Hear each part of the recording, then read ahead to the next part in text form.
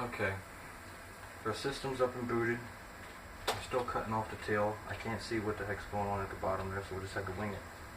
I'm going to say root and root password.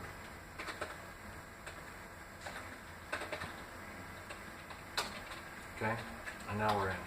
Alright, ID is root. Alright, I'm having issues over here and I don't know why. Password, you can see.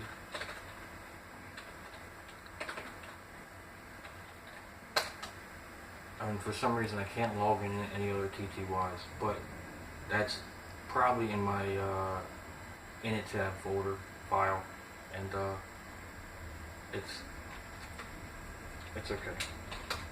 I have one TTY. I could add more init tabs, and maybe I'll do that. But this is what present working directory. Type in free memory. Wow.